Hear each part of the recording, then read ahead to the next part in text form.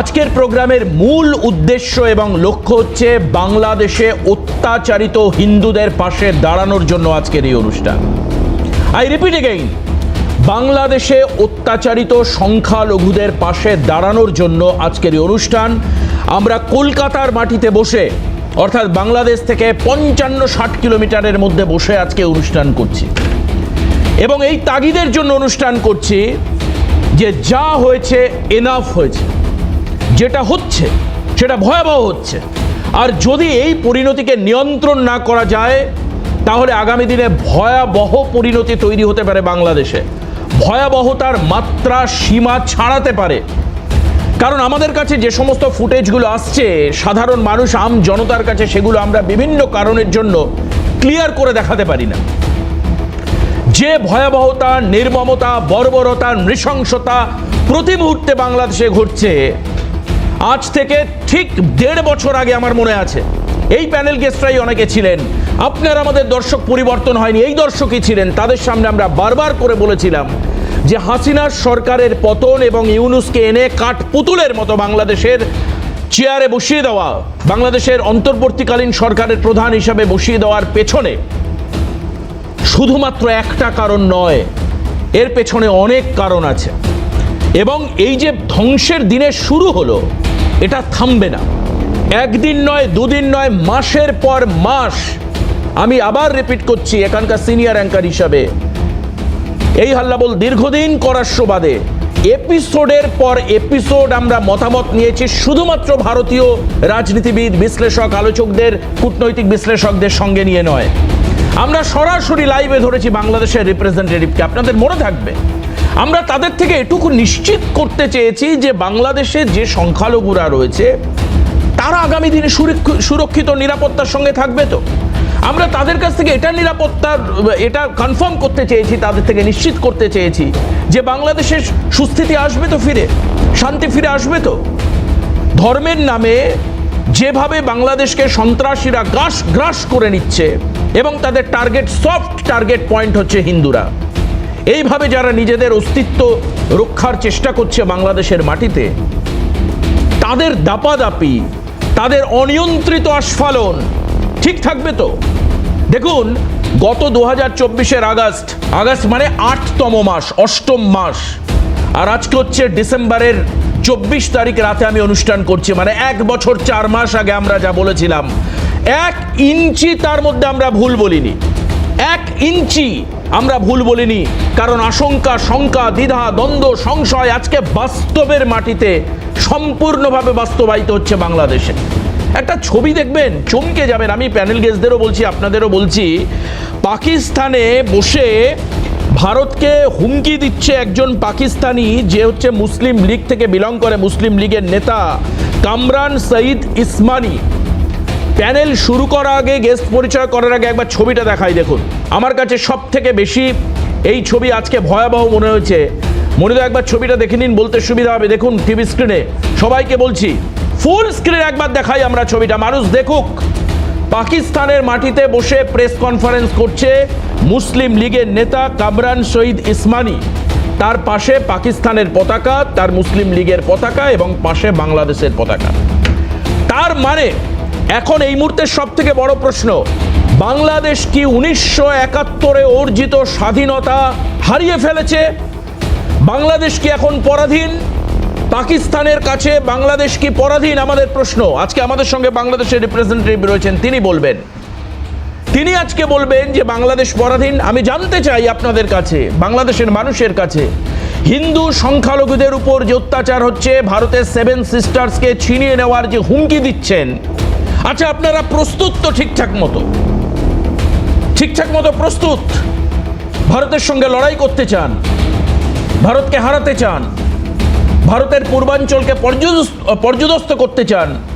নাকি আইএসআই এর একটা বড় এটা চক্রান্ত, যে উত্তর পশ্চিম সীমান্ত এখন রেস্ট্রিক্টেড, ঢুকতে পাচ্ছেন না, পূর্ব দিকটাকে উত্তেজিত করবেন? কি প্ল্যান রয়েছে এর পিছনে? আসুন আজকে এই বিষয়ে আলোচনা করব। কিন্তু আজকের অনুষ্ঠানের প্রতিটি অংশে, প্রতিটা মুহূর্তে বাংলাদেশে বসবাসকারী সংখ্যালঘুদের নিরাপত্তা নিয়ে আমরা সব থেকে আগে কথা বলবো। আমরা কোনো সনাতনী সংগঠন, আমরা কোনো বিজেপি সংগঠন তা নই।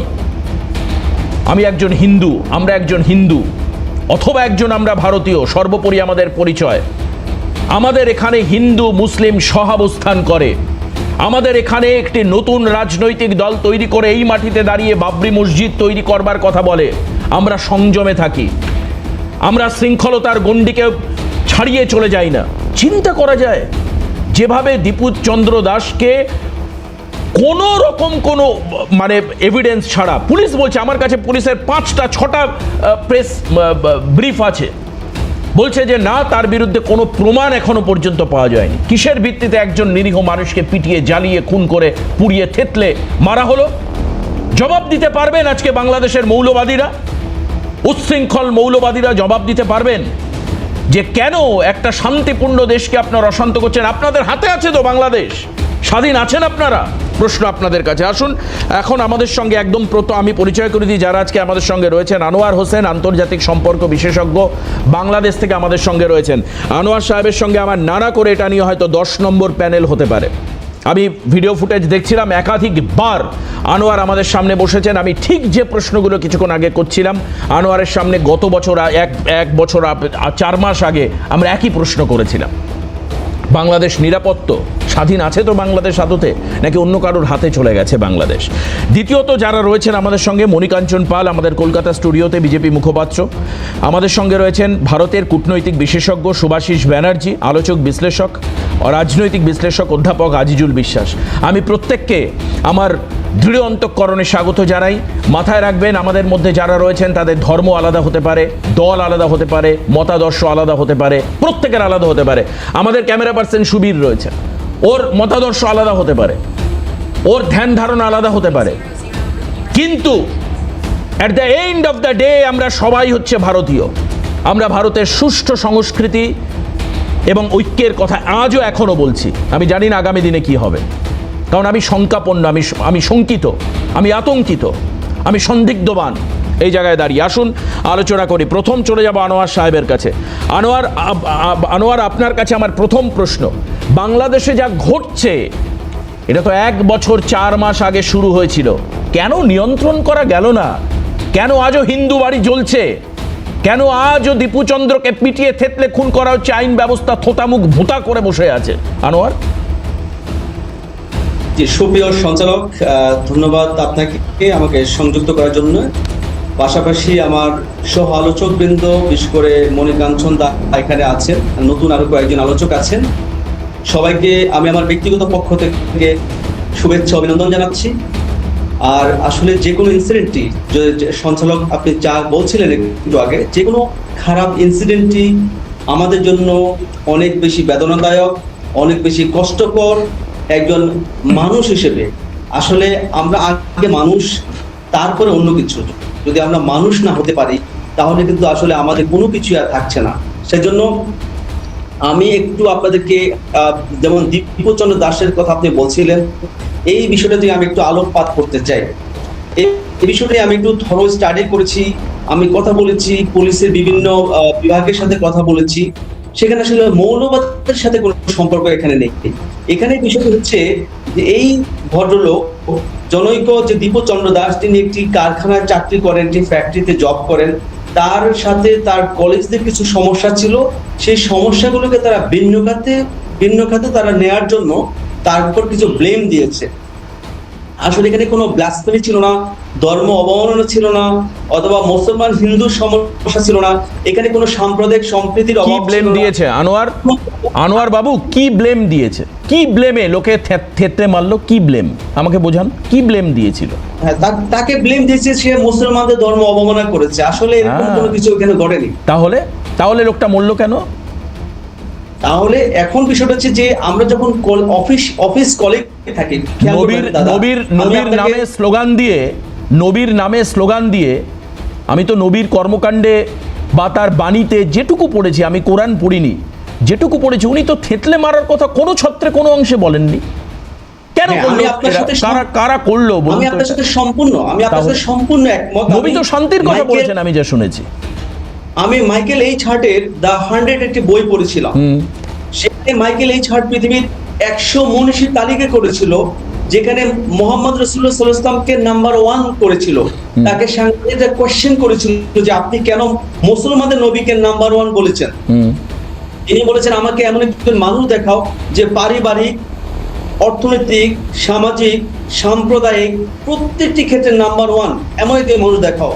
পারেনি, সেই জন্য তাকে নাম্বার 1। সো মুসলমানদের যে নবী এবং ইসলাম হচ্ছে, ইসলামকে বলা হয় কমপ্লিট। আমি বুঝলাম, কিন্তু এই যে বাংলাদেশের উগ্রবাদ, বাংলাদেশে মৌলবাদ, আনোয়ার, যেভাবে একজনকে থেতলে মারা, আগুন জ্বালানো হলো এবং যেভাবে ওসমান হাদিকেও মারা হলো, আজকে ওসমান হাদির ভাই বলছেন যে এটা ইউনিসেফের দায়। আপনি শুনবেন একবার কি বলেছেন। আর কালও মানে যতক্ষণ পর্যন্ত ওসমান হাদির ভাই বলেনি ততক্ষণ পর্যন্ত আপনাদের বাংলাদেশের একটা বড় অংশ ভারতকে দোষ দিয়ে এসছে, ভারত মেরেছে, কেউ বলছে খুন করেছে, কেউ বলছে দূতাবাস বন্ধ করে দেব। বলেছে কিনা আপনি বলুন? ভারত হাই কমিশনের অফিস তুলে দেব, ভারতকে বন্ধ করে দেবো, বুঝে নেব, দেখে নেব, 7 সিস্টার আলাদা। আমি জানি যে এসব বললে হয়তো ভারতের কিছু হবে না, হয়তো বলা হচ্ছে, কিন্তু এই যে সোশ্যাল অ্যানার্কি, এই যে একটা সামাজিক একটা বিশৃঙ্খল পরিবেশ, আপনি ভাবুন তো আনোয়ার, আজকে যে হিন্দুটা বাংলাদেশে আজকের এখন এই সময় রয়েছে, যে সংখ্যালঘু পরিবারগুলো রয়েছে, তারা কি উৎকণ্ঠা, কি ত্রাস, কি ভয়ের সন্ত্রাসের মধ্যে রয়েছে। আপনি জানেন, আপনাকে আমি বলি চাকরি করে আমার পরিচিত একজন, মুখার্জি টাইটেল তার, আমি নাম বলছি না, তাকে বলেছে চাকরি করতে গেলে মাসে 50,000 টাকা করে দিতে হবে। একটি সংগঠনকে 50,000 টাকা করে তার মাস মাইনে থেকে দিতে হবে। তাকে বলা হয়েছে স্কুলে গেলে, আপনার কাছে আমি ইনফরমেশনগুলো বলি, হিন্দুদের স্কুলে গেলে মুসলিমদের নামে, মুসলিমদের যে মানে কি বলে ওটাকে, আজিজুলদা বলতে পারবেন ভালো, হ্যাঁ, মুসলিমদের নামে প্রথম যে দোয়া করা, সেই দোয়া করে তাকে স্কুলে ঢুকতে হবে। কেন করতে হবে? কেন করতে হবে আপনি বলুন? দেখুন, আপনি যে কথাটি বলেছেন প্রিয় সুপ্রিয় সঞ্চালক, পৃথিবীর যে কোনো হত্যাকাণ্ড নিন্দনীয় হোক, সেটি বাংলাদেশে, সেটি ভারতে, পৃথিবীর যে কোনো প্রান্তে। আনোয়ার, আপনি যেমন সুদর্শন, আপনাকে দেখতে খুবই ভালো, আপনার বক্তব্য তার থেকেও বেশি মিষ্টি। আমি ভুলি না, জানেন তো, গত বছর 1 বছর 4 মাস আগে আপনি একই কথা বলেছিলেন, নিন্দনীয়, এটা জঘন্যতম, এটার আমরা নিন্দা করি, এর আমরা প্রতিবাদ করি। আজকে দেখুন, আমি 1 বছর 4 মাস পরে সেই হিসাবের খাতা আবার খুলেছি। আজকে 1 বছর 4 মাস পর সেই হিসাবের খাতা খুলে দেখলাম যে আপনাদের মতো বুদ্ধিজীবী, সুদর্শন, সুবুদ্ধিমান মানুষের এখন বর্তমানে মূল্যবোধ বাংলাদেশে zero, is a big zero, একটা বড় হর্ষডিম্ব। আপনারা বলবেন না কিছু? ওইভাবে বললে আসলে ভুল হবে, কারণ বাংলাদেশের মানুষ, আপনি একটি বিচ্ছিন্ন ঘটনাকে কেন্দ্র করে টোটাল বাংলাদেশকে আপনি আসলে এভালুয়েট করতে, আপনি শুনবেন। দেখুন আপনাকে আমি দেখাই, আজ থেকে 1 বছর 4 মাস আগে কি হয়েছিল হিন্দুদের উপর, তার কিছু ফাইল ফুটেজ গত বছর আগস্ট ক্যাপচার। আমি আজকে বললাম আমাদের আর্কাইভকে যে ভাই বার করো, তা বলছে একের পর এক বাইট আছে, কটা শোনাবো, এতজন লোক তো বলবে এখানে। শুনুন একটা কি অবস্থা ছিল আজ থেকে 1 বছর 4 মাস আগে, শুনুন। আপনাদের কাছে আমার আবেদন, প্লিজ নিবেদন, ছোট ছোট ভাই, বড় ভাই, ভাইয়ারা সবাই প্লিজ, বাটের মোড়ে প্রত্যেকটা দোকান লুটপাট হচ্ছে, আপনারা চলে আসেন প্লিজ। এসে আপনারা তাদের সরিষাটার মোড়ে প্রত্যেকটা মোবাইল নিয়ে চলে গেছে, এসিটা পর্যন্ত শোরুমে খুলে নিয়ে গেছে, টাইলস নিয়ে গেছে, চেয়ার পর্যন্ত নিয়ে গেছে। আপনারা কোথায়? এটার জন্য তো আমরা এই স্বাধীনতা করলাম। রড সিমেন্ট থেকে শুরু করে কমর সব নিয়ে যাচ্ছে। রাব্বি, এই রাব্বি যাই তো রড চুরি করতে চান আপনি? দেখেন রডগুলো নিয়ে কিভাবে চলে যাচ্ছে, আমার দোকানের জিনিসগুলো নিয়ে চলে যাচ্ছে ভাই। এইটার জন্যই তো আমরা এই দেশে আন্দোলন করবো না, ওদেরকে বুঝাই পাঠালো জিনিস নিয়ে।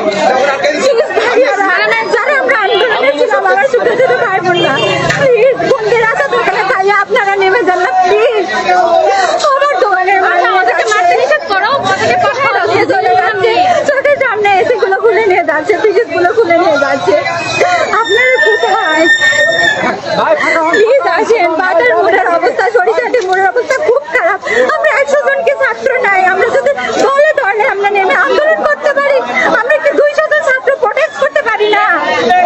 মিছিল নিয়ে যাওয়ার সময় উল্টো দিক থেকে এসে আমার বাসার মধ্যে ঢুকে, আমার বাবা একজন ব্যবসা করে, সে তার ব্যবসার প্রতি আমাদের পুরো ভাইরা চুইরা কিচ্ছু রাখে নাই।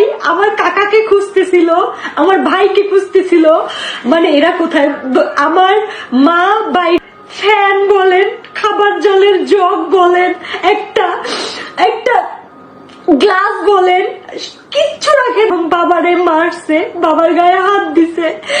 আর আমার ছোট কাকা তো বলাই, মানে আমরা কতটা নিরুপায় আজকের এই ছাত্রদের কারণে। আমরা ছেড়ে কি আমরা ইন্ডিয়া পালাই যাবো এটা মনে করতেছে সবাই। কেন ইন্ডিয়া নাগরিক না? তাহলে কেন আমাদের সাথে এরকম হবে? আমি ঠিক এই প্রশ্নের উত্তর আর আনোয়ার আপনার কাছে আমি যাব না, আমি মনিদার কাছে আসবো। মনিদা, এই হচ্ছে 1 বছর 4 মাস আগে হিন্দুদের পরিস্থিতি, আর আজকের দিনে দাঁড়িয়ে দীপু দাসদের মারা হচ্ছে। চট্টগ্রাম ময়মনসিংহে হিন্দু বাড়ি পাড়া জ্বালিয়ে দেওয়া হচ্ছে। সে আগুন লাগার ছবি আমার কলিগরা, আমার টিম, যাদের জন্য আমি আজকে অনুষ্ঠান করতে পারছি, তার একের পর এক সেই ছবি দেখাচ্ছে। দেখুন, একাধিক দোকানপাট ভাঙচুর করা হয়েছে, মানে সফট টার্গেট হচ্ছে হিন্দুরা।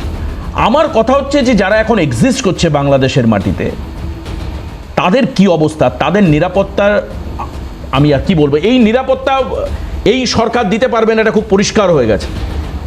আর আপনার কাছে যাওয়ার আগে এই যে ভারতকে এতদিন মেলাইন করা হচ্ছিল না, ওসমান হাদিকে ভারত মেরেছে। ওসমান হাদির নিজের মায়ের পেটের ভাই কি বলছে, ওমর আলী কি বলছে, একবার শোনাই আপনাদের, শুনুন। আপনারাই ওসমান হাদিকে হত্যা করিয়েছেন, আবার আপনারা এটাকে ইস্যু করে নির্বাচন বানচাল করার চেষ্টা করতেছেন। আপনারা যারা রাষ্ট্র ক্ষমতায় থাকাকালীন অবস্থায় ওসমান হাদিকে হত্যা করা হয়েছে, এই হত্যার দায় আপনারা এড়াতে পারবেন না। হাদির বিচার যদি না হয়, আপনারাও একদিনে বাংলাদেশ থেকে পালাতে বাধ্য হবে। যে রাষ্ট্রের হয়ে আপনারা ওসমান হাদিকে হত্যা করেছেন, মনে রাখবেন, ওসমান হাদি কোনো এজেন্সি, কোনো রাষ্ট্র, কোনো তাবেদারের কাছে কখনোই মাথা নত করে না। এ বাংলাদেশের 18 কোটি মানুষকে পথ দেখিয়েছে। আপনারা দেখবেন জীবিত ওসমান হাদির চেয়ে শহীদ ওসমান হাদি অনেক গুণ শক্তিশালী হয়ে আমাদের মাঝে ফিরে আসছে। আপনারা যদি মনে করেন আর 2 মাস পরে রাষ্ট্র ক্ষমতা থেকে চলে যাবেন, বিদেশে চলে যাবেন, মনে রাখবেন এই দেশের জনতা আপনাদেরকে কাঠগড়ায় দাঁড় করাবি। সরকারকে অনুরোধ করব, দ্রুত খুনিদেরকে আমাদের সামনে উপস্থাপন করুন। নির্বাচনের পরিবেশকে যাতে বিঘ্ন না হয়, খুনির বিচার করুন। আপনারাই ওসমান হাদিকে হত্যা করিয়েছেন, আবার আপনারা এটাকে ইস্যু করে নির্বাচন বানচাল করার চেষ্টা করতেছেন। তার মানে নির্বাচন বানচাল করার চেষ্টা করছে কে? ইউনুস গ্রুপ, যারা রাষ্ট্র ক্ষমতায় রয়েছে। আমি মনিদার কাছে আসবো একটা ছোট্ট বিরতির পর। অর্থাৎ ওসমান হাদিকে মারালেন, দোষ দিচ্ছেন কাকে? ভারতকে, যাতে ডাইভার্ট হয়ে যায় মানুষ, ভারতের বিরুদ্ধে যাতে উত্তেজনা বাড়ে। কারা করাচ্ছে এগুলো? আনোয়ার বলতে পারবেন, কিন্তু আমি বিরতির পর মনিদা, এই ক্ষেত্রে বহু মানুষের আমি কথা বলে শুনলাম, আপনারা রাজনৈতিক আন্দোলনে আছেন, আপনারা হিন্দুদের নিরাপত্তা সুরক্ষার কথা বলছেন, কিন্তু এই মুহূর্তে ভারতের বা আমাদের এই পশ্চিমবঙ্গের একটা বড় অংশের মানুষের আপনাদের কাছে, আপনাদের মানে কেন্দ্র সরকারের কাছে ডিমান্ড হচ্ছে এটা, আর মুখ বন্ধ করে থাকা চলবে না। কি ব্যবস্থা ভারত নিতে পারে, আপনি কি বলবেন? দেখুন, ভারত কি নেবে সেটা ভারত সরকার সিদ্ধান্ত নেবে। কারণ কিছু কিছু জিনিস আছে যেগুলো ওপেনলি মাইকে বা ডায়াসে বা টিভির ক্যামেরায় বলা যায় না। কিন্তু এখানে আনোয়ারের কাছে আমার 2-3টে বিষয় বলার, যে দেখো, ইনসিডেন্ট হতে পারে দুঃখজনক, কিন্তু এখানে যেটা লক্ষণীয়, যে একজনকে ধর্মের নামে মব লিঞ্চিং যেটা বলা হয়, তার থেকেও ভয়ানক যেটা, হাজারো হাজারো লোক বিষয়টাকে এনজয় করছে। তার মানে ওখানকার ম্যাক্সিমাম লোকের চিন্তাধারা এই ধর্মকে কেন্দ্র করে ভারত সরকারের বিরুদ্ধে ব্যবহার করা হচ্ছে। এটা চিন্তাদায়ক। দুষ্কৃতি রামায়ণের যুগেও ছিল, মহাভারতের যুগেও ছিল, আজকেও আছে। পৃথিবী যতদিন থাকবে এই দুষ্কৃতি থাকবে। কিন্তু দুষ্কৃতির দোহাই দিয়ে যে ঘটনা আমরা দেখলাম, সেই ঘটনা চিন্তা এই কারণে যে এনজয় করছে বিষয়টা, মানে এত বেদনাদায়ক, এত ন্যাক্কারজনক। তারপরেও হাজারো মানুষ এনজয় করছে, ভিডিও তুলছে, ওটাকে রিলস বানাচ্ছে এবং সোশ্যাল মিডিয়ায় শেয়ার করছে। এটা কিন্তু ডেঞ্জার। এটা শুধুমাত্র ভারতবর্ষের জন্য নয়, বাংলাদেশের আগামী প্রজন্মের জন্য ডেঞ্জার। এই ডেঞ্জার কারণ তোমাদের কাছে এক্সাম্পল আনোয়ার, তুমি বলছি, আমার থেকে অনেক বয়সে ছোট তুমি, যে পাকিস্তানের যে দশা আজকে হয়েছে, সেই দশা কিন্তু আগামী দিনে তোমাদের হতে চলেছে। এবং এটা কিন্তু কোনো একটা নির্দিষ্ট রাজনৈতিক দলের প্ল্যান নয়, একটা ডিপ স্টেটের প্ল্যান। এবং খুব নিখুঁতভাবে দেবাশিস, যদি দেখো, এই ইউনিস যে এখন লিড করছে, এই ইউনিসকে কখন বাংলাদেশে ইনপুট করা হলো? 1972-এ। 1971-এ বাংলাদেশ স্বাধীন হলো, 1972-এ ইনপুট করা হলো। এবং তার আগে তার পড়াশোনা, গ্রুমিং সব কিন্তু বাইরের মাটিতে হয়েছে। এবং এটা খুব ভালো করে যদি লক্ষ্য করো যে ইংরেজরা বা পরবর্তীকালে 1940-এর পরে সারা পৃথিবীব্যাপী যে পরিবর্তন হয়েছে, সেই পরিবর্তনে দেখা গেছে আগে সবাই অন্যান্য দেশ থেকে গিয়ে শাসন করত। এখন কি হয়েছে, হাতির মাউথটা যদি আমার থাকে তাহলে হাতিটাকে আমি কন্ট্রোল করতে পারবো। এই মানসিকতা থেকে তৈরি করে আমার আফগানিস্তানের প্রেসিডেন্ট থেকে শুরু করে, ইরাকের প্রেসিডেন্ট থেকে শুরু করে, পাকিস্তানের প্রেসিডেন্ট থেকে শুরু করে বাংলাদেশ, সবার কিন্তু মানসিকতা কিন্তু তৈরি করেছে বাইরের রাজ্যগুলো, যাতে ওখানে বসে নিজের দেশে বসে আর অন্য দেশকে স্বাধীন করা যায়, শাসন করা যায়। এই চিন্তাধারা থেকে কিন্তু বেরিয়ে আসতে হবে, নাহলে কিন্তু তোমাদের অবস্থা আরও ভয়ানক হবে। আর আমাদের ক্ষেত্রে, ভারতবর্ষের ক্ষেত্রে বলি, অনেক কথা বলা যাবে না টিভির ক্যামেরায়, কিন্তু এটা জিনিস যে আজকে যদি আমরা 1946-এর পর থেকে এই প্রতিবাদে নামতাম, যে প্রতিবাদ আজকে ভারতবর্ষের লোকেরা, ভারতবর্ষের হিন্দু মুসলিম সবাই মিলে করছে, যে বাংলাদেশে যে হিন্দুদের ওপর অত্যাচার হচ্ছে তার প্রতিবাদ যেমন দিল্লির হাই কমিশনারে হচ্ছে, কলকাতাতেও হচ্ছে, দার্জিলিংয়েও হচ্ছে, শিলিগুড়িতেও হচ্ছে, এই প্রতিবাদ যদি আজকে আমরা আজ থেকে 50-60 বছর আগেও করতাম, তাহলে হয়তো বাংলাদেশের এই অবস্থা হতো না। 30% থেকে আজকে 7% এসে যেত না। অনেকেই হয়তো টিভির পর্দায় বলে থাকে সংখ্যা তো সমান আছে। আরে সংখ্যা যখন 100 জন ছিল তখন তোমার সংখ্যা ছিল 20, আমাদের সংখ্যা ছিল 80। এবার 100 থেকে বেড়ে 1000 হলো, তোমার সংখ্যা 20 আর আমার সংখ্যা 980। তুমি বলছো সংখ্যা তো ঠিক আছে, 20 তো 20 মেনটেন হচ্ছে। আরে ভাই, তোমার সংখ্যা তো 980 হয়ে গেছে 80 থেকে বেড়ে।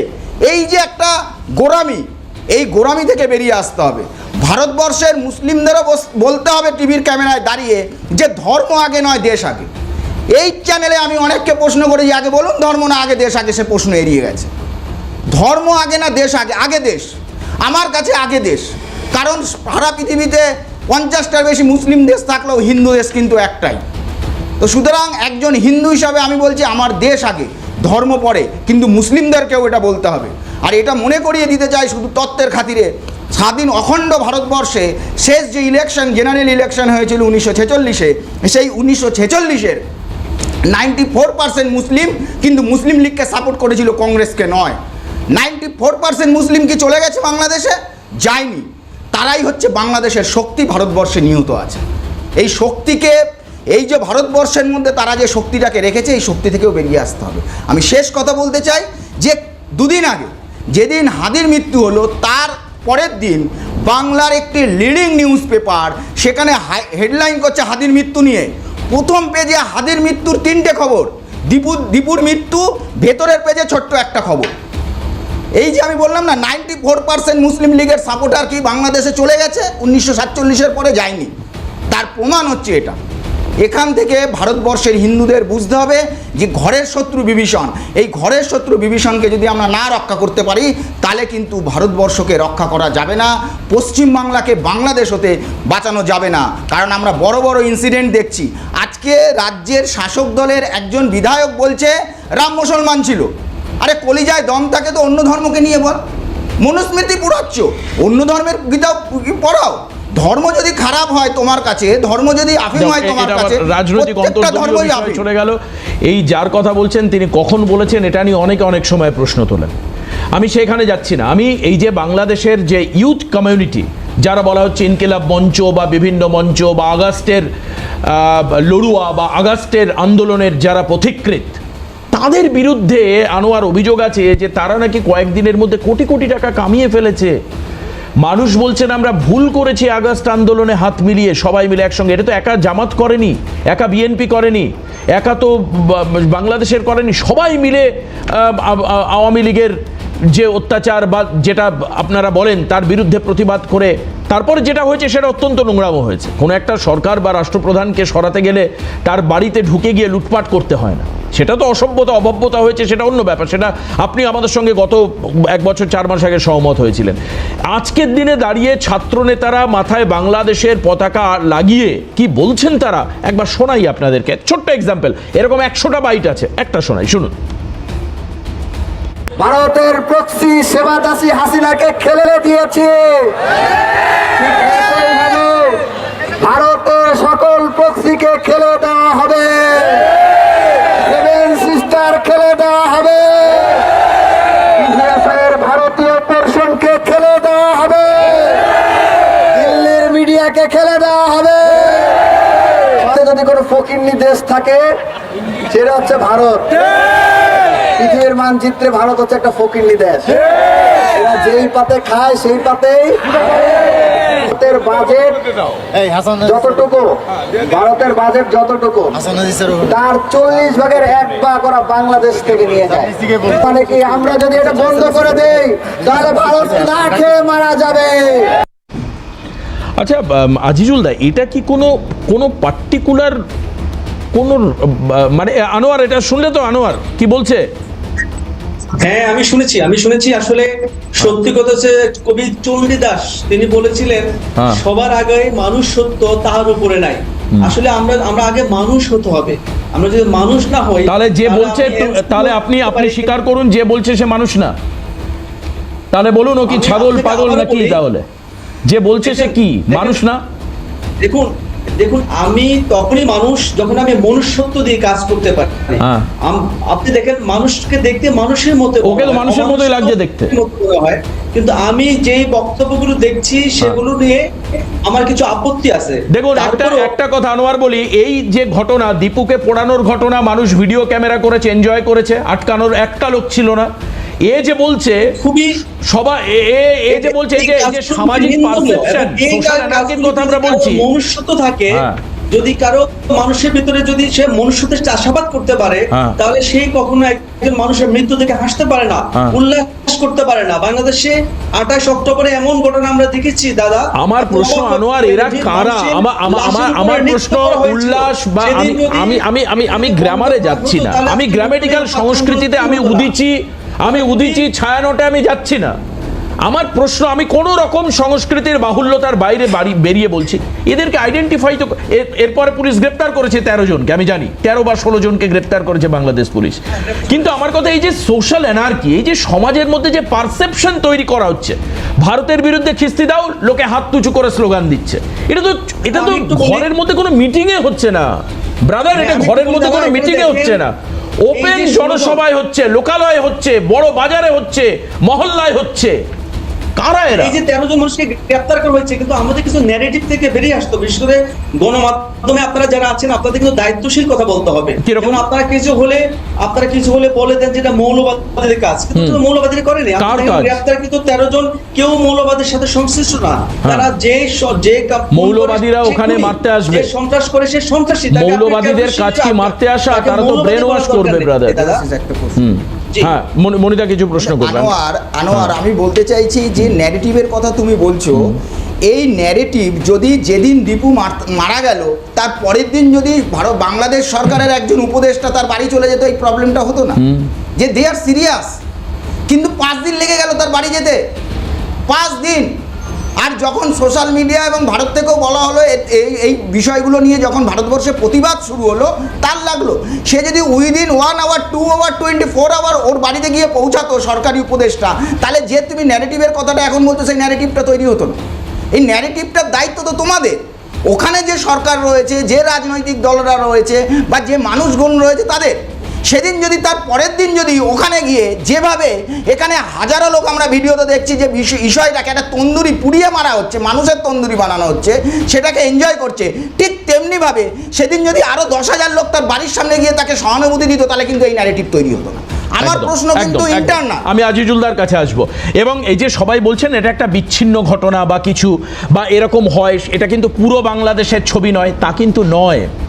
এই ঘটনার পরেও একাধিক হিন্দু বাড়ি জ্বলেছে, এরপরেও চট্টগ্রাম ময়মনসিংহে হিন্দু বাজারে আগুন লেগেছে, বুঝুন হিন্দুদের বাড়ি লুটপাট হয়েছে।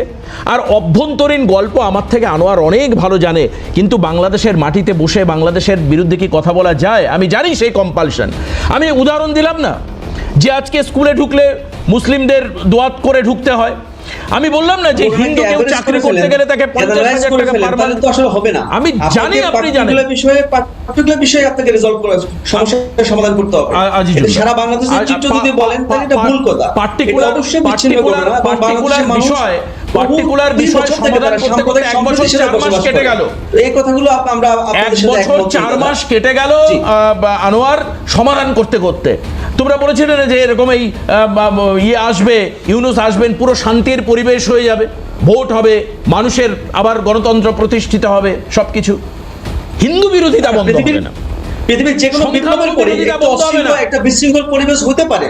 পৃথিবীর যে কোনো রেভলিউশনের পরে আপনি দেখেন পোস্ট রেভলিউশন আমরা প্রোগ্রামই করতাম না, আমরা বাংলাদেশে প্রোগ্রামই করতাম না যদি ভারতকে সবসময় পায়ের তলায় কোচলানোর কথা না বলা হতো, আমরা প্রোগ্রামই করতাম না। We don't care about the internal privacy of Bangladesh. কি হচ্ছে আমরা ইন্টারেস্টেড নই। যেমন আপনারা আমাদের দেশে যিনি জেনোসাইড করেছেন, আপনি তো জানেন 1971 এর পর ইন্দিরা গান্ধী যখন জিতলেন, 1971 এর ভারতের আপনাদের মুক্তিযোদ্ধাদের মাধ্যমে ভারতীয় সেনা জিতলো, উপনিবেশ তৈরি করেছিলেন বাংলাদেশে। কাজে বাংলাদেশ নিয়ে আমরা ইন্টারেস্টেড তো নই।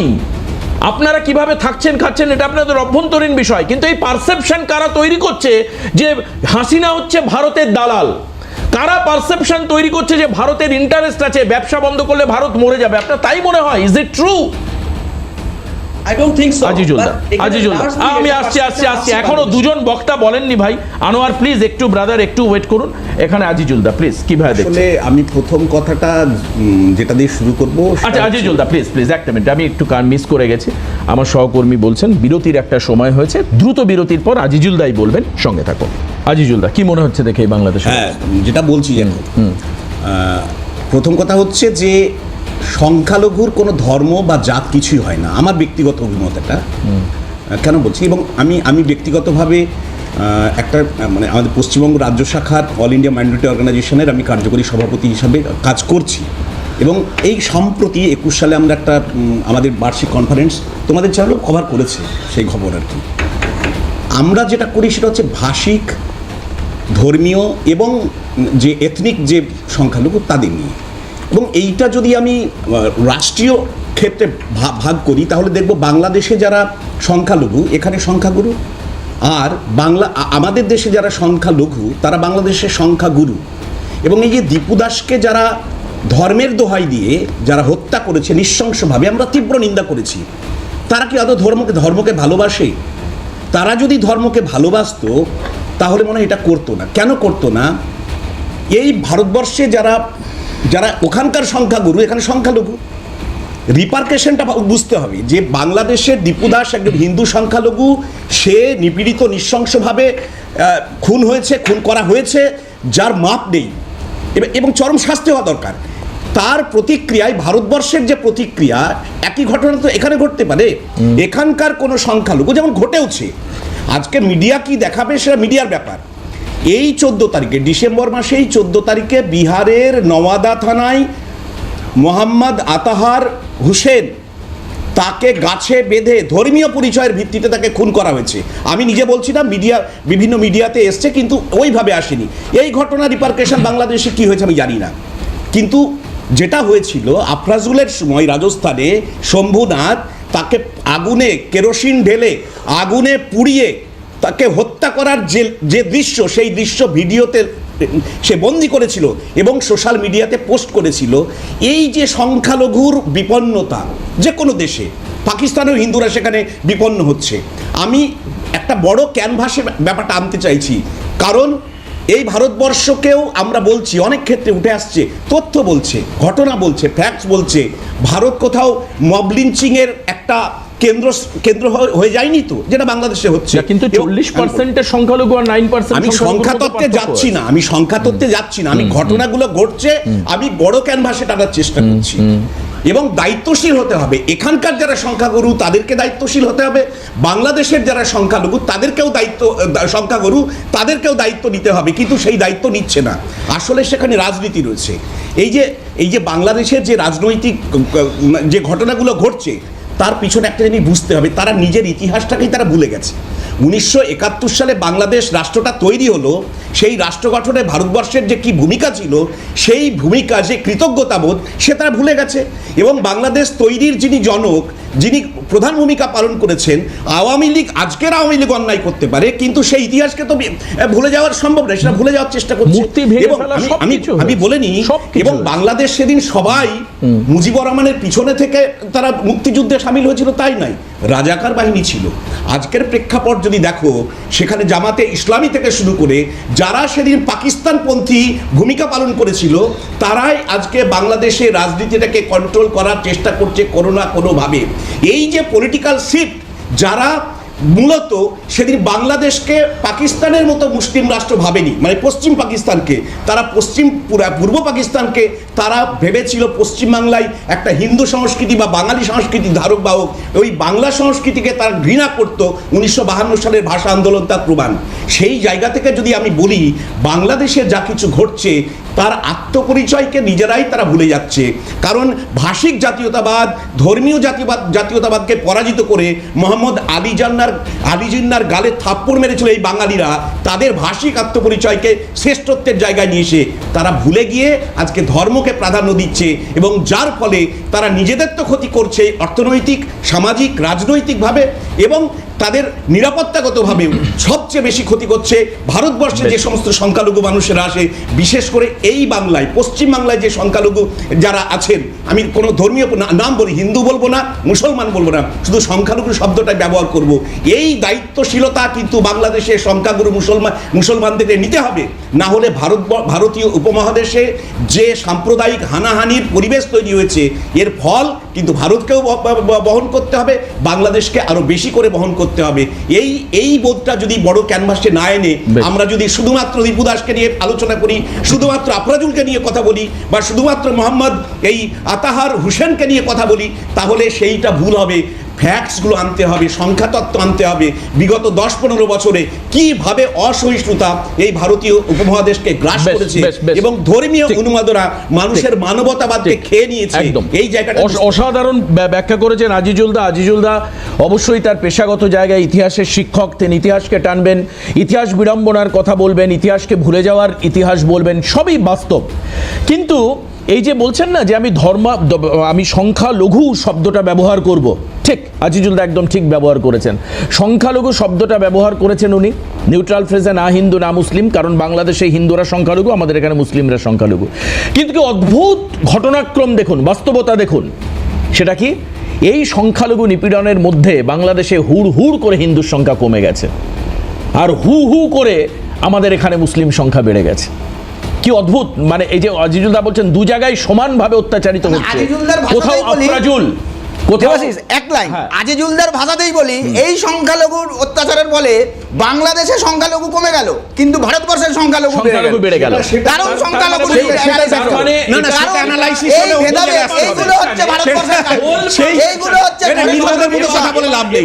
নির্বোধের মতো কথা বলে এই জনসংখ্যাকে, ভাষাকে সংযত করুন, ভাষাকে সংযত করুন, ডেমোগ্রাফি, ডেমোগ্রাফি একটা অন্য বিষয়, কূটনৈতিক বিশেষজ্ঞ, স্ট্র্যাটেজিক, কার লাভ কার ক্ষতি, কি হতে পারে আগামী দিনে, ফিউচার ভিজুয়ালাইজেশন কি হতে পারে। কারণ একজন বাংলাদেশের খুব বুদ্ধিমান মানুষ, তার ইউটিউবে দেখছিলাম, তিনি বলছেন যে ভারতের বিরুদ্ধে কথাগুলো এই যে যারা বলছে ছাত্র নেতারা, তারা জানে ভারতের অর্থনীতি, ভারতের সামরিক জায়গা, ভারতের স্ট্র্যাটেজি, ভারতের কূটনীতি, ভারতের মানে বর্তমান অবস্থা তারা জেনে তারা বলছে হাইপোথেটিক্যালি আমি যদি ধরে নিই যে ভারত হঠাৎ করে বাংলাদেশে আক্রমণ করলো, কি হতে পারে বাংলাদেশের, তাহলে কত বড় ক্ষতি হতে পারে। এবং তার জন্য এই উচ্ছৃঙ্খল ছাত্র সমাজ নয়, ভুগতে হবে 16 কোটি মানুষকে। আমি শুভাশিস দার কাছে আসবো একটা ছোট্ট বিরতির পর, দ্রুত ফিরে এসে সঙ্গে থাকবো। শুভাশিস দা, এগুলো কি ওই আগস্ট আন্দোলনেরই ফসল? এখন আগামী দিনে কি হতে পারে, জাস্ট আমার ছোট্ট প্রশ্ন। দেখুন, আমার একটা খুব সহজ কথা, আমাদের বাংলাদেশের বিদ্যাঞ্জনের কথা আমি শুনছিলাম, সেখানে একজনের মৃত্যুকে ইনসিডেন্ট বলে উনি চালিয়ে দিলেন। আশা করি খুব ভালো, আমাদের কোনো অসুবিধা নেই। আমি ইতিহাস বুঝি না, ইতিহাস বুঝে সময় নষ্ট করতে চাই না, কারণ আমি বুঝি সোজা কথাকে সোজাভাবে বলা। Let's come to the point man. পরিষ্কার কথা বলুন, আপনাদের ওখানে যখন সব স্বাভাবিক আছে ভোট পেছাবার জন্য এত উদ্যোগী কেন? দ্বিতীয় কথা বলুন, আপনাদের ওখানে যখন সব স্বাভাবিক আছে এত এমবাসি থেকে এত রকমের রিপোর্ট কেন? আপনাদের যখন ওখানে সব কিছু স্বাভাবিক আছে তখন সমাজ মাধ্যমে আগুন লাগছে কেন? শুনুন, কোপার্নিকাসের একটা বিখ্যাত লাইন আছে, সমাজ মাধ্যমে আগুন, কবির মৃত্যু, এবং সব থেকে বড় কথা বুদ্ধিজীবীদের মতো মানুষদের উপরে আক্রমণ যখন শুরু হবে তখন বোঝার দরকার আছে একটা রাষ্ট্র পতনের মুখেই করছে। সেটা আপনি মানতে চাইলে মানবেন, না মানতে চাইলে মানবেন না, আমাদের কোনো অসুবিধা নেই। দেখুন, পাড়ায় দু রকমের দাদা হয়, একজন দাদা হয় পাশের বাড়ির বৌদি যখন সেই দাদাকে পেটায় সে তার ফ্যামিলিতে ঢুকে গিয়ে সেই দাদাকে পেটায়, আর দ্বিতীয় রকমের দাদা হয় যারা পেটানো দেখে চুপচাপ বসে থাকে। এবং রাজনীতিতে প্রথম ধরনের দাদাটা খুব উদ্যোগী, কূটনীতিতে প্রথম ধরনের দাদাটাকে বোকা বলা হয়। আমাদের কোনো দরকার নেই বাংলাদেশের সভারেন্টিতে ঢুকিয়ে ওখানে গিয়ে বোমাবাজি করার, কারণ আমরা পার ডে যদি ওয়ার করি 2000 থেকে 3000 কোটি টাকায় নষ্ট, ওটাকে আমরা নষ্ট হিসাবে ধরি। মৌরি খাবার জন্য কেউ সারাদিন ধরে বুকা পেট থাকে না। সুতরাং Bangladesh is not a topic for us, please understand. Bangladesh is a topic for Bangladesh itself. নিজের ভালোটা আগে নিজে বুঝুন, ফিনাইল কিনে নিজে খাবেন না, ফিনাইল কিনে পোকা মারুন। ভারতবর্ষ এমন একটা রাষ্ট্র যে রাষ্ট্রটা আপনাদের পাশে দাঁড়িয়ে আছে কি দাঁড়িয়ে নেই তার জন্য কতগুলো ইতিহাসের বই পড়াবেন আপনারা, কতগুলো মূর্তি ভাঙবেন, কতগুলো মানুষের বাড়িতে আগুন লাগিয়ে সেই ইতিহাসকে আপনি নষ্ট করতে পারবেন? যখন সব কিছু করে ফিরে আসবেন, বাড়ির দাদু ঠাকুমাকে জিজ্ঞেস করবেন ভারতবর্ষের পুরো নিশ্চিহ্ন করে দিয়ে চলে এসেছে বাংলাদেশ থেকে, সেদিন সেই দাদু ঠাকুমাটাও বলবে চোখের জল মুছতে মুছতে যে ভারতবর্ষ কি তুই বুঝলি না। পয়েন্টটা হলো, আমরা আজকের ডেটেও দাঁড়িয়ে বলছি আমরা ভারতবর্ষ এবং আমরা বাংলাদেশের সাধারণ মানুষের পাশে আছি, কিন্তু কোনো পোকামাকড় যদি এটা ডিসাইড করে থাকে যে ভারতবর্ষ ভালো থাকবে কি থাকবে না, আমরা বুঝিয়ে দিতে চাই আমরা ভালো থাকবো। তার জন্য কোনো পোকামাকড়কে যদি রাস্তা থেকে সরাতে হয় সেটা আমরা জানি কিভাবে সরাতে হবে, এবং সেই পোকামাকড়কে আপনি যা নামই দিতে পারেন, সেটাকে আপনি যেভাবেই বোঝাতে পারেন, আমাদের তাতে কিছু যায় আসে না। দ্বিতীয় কথা, ভারতবর্ষের ইকোনমি নিয়ে অনেক বেশি চিন্তা করছেন তো, কাল যেই লাইটের তলায় বসে আপনাদের মতো মানুষরা বুদ্ধিজীবীরা এখানে আসছেন, সেই লাইটটা ভারতেরই একজন উদ্যোগপতির দেওয়া। দ্বিতীয় কথাটা খুব পরিষ্কার, বিলটাও বাকি আছে। দ্বিতীয় কথাটা খুব পরিষ্কার কান ধরে শুনে রাখুন, আমাদের কাছে এমন এমন ইনস্ট্রুমেন্ট আছে যেগুলো আমাদের তুরস্কের দিকে তাকিয়ে দেখতে হয় না, তুরস্ক আমাদের থেকে নেয়। এবার পুরনো নেটোর মাল নিয়ে যদি আমাদেরকে ছেড়তাপাটি করতে যান কোনো অসুবিধার ব্যাপার নেই, সেই কানেকশন লাইন কাটার জন্য ইকোনমি ভারতবর্ষের তৈরি। সুতরাং পরিষ্কার কথা, আমাদের একটা জেলা আছে বর্ধমান, যদি ওটা প্লেস ব্যাক করে কোনো রকম বাংলাদেশের সামনে দাঁড় করিয়ে দেওয়া হয়, that is more than enough. তার জন্য গোটা ইস্টার্ন কমান্ডের মুভমেন্টও কোনো প্রয়োজনীয়তা পায় না। সুতরাং ভারতবর্ষের আর্মি, ভারতবর্ষের ইকোনমি, ভারতবর্ষের স্টেবিলিটি নিয়ে ভাবনা চিন্তা ভুলে যান। আমাদের একটা যে ফাঁকা জায়গা আছে, আপনাদের একটা নেভাল মুভমেন্ট করালেই আপনাদের ওখানে নড়াচড়া শুরু হয়ে যায়, বিদেশ মন্ত্রক বলতে শুরু করে যে আমাদের যে বক্তব্য রেখেছেন তার প্রতি আমরা দায়িত্ববোধ কিছু নেই, সে সরকারের কোনো মানুষ নেই। আরে মশাই, মহড়া চলছিল, একটা নেভাল মুভমেন্ট এমনি হয়েছে, এত সঙ্গে সঙ্গে ন্যারেটিভ পাল্টাবার কি আছে? হিরো যখন 3-4টে সিনেমায় হিরোগিরি করুন না, হিরো যখন একটা ন্যারেটিভ দিয়ে সেট করে বদলে ফেলেন কেন? ভয় নেই দাদা, বন্ধু হিসাবে 71-এও পাশে ছিলাম, আজও পাশে আছি, আগামী দিনও পাশে থাকবো। ভোট দিয়ে গর্ববোধ করে একটা সরকার তৈরি করুন। কতদিন আর সিআইএর লোককে মাথার উপরে বসিয়ে থাকবেন? কতদিন আর নিজের দেশটাকে স্কোয়ার ফিটে বিক্রি করবেন? কোনো না কোনো জায়গায় দাঁড়িয়ে আপনাকে ইতিহাসকে জবাব দিতে হবে। সেদিন ইতিহাস আপনাকে প্রশ্ন করবে, আজকের ডেটে দাঁড়িয়ে যে চুপ করে আপনি আছেন তার জবাবটাকে দিচ্ছে। একবার পিছন ফিরে দেখুন দাদা, কোথাও না কোথাও গিয়ে তো বাংলাদেশ স্বাধীন হয়েছিল। আর আইএসআই, পাকিস্তান, সিআইএ, এই নামগুলো তো কোনোদিন আমি শুনিনি যে আপনাদের ঢাকার মধ্যে এইগুলো নিয়ে আলোচিত হয়েছে। ঢাকার মধ্যে বুক ফেয়ার হতো, ঢাকার মধ্যে গান বাজনা হতো, ঢাকার কালচারাল ডিপ্লোমেসিকে গর্ব করে আমরা বলতাম।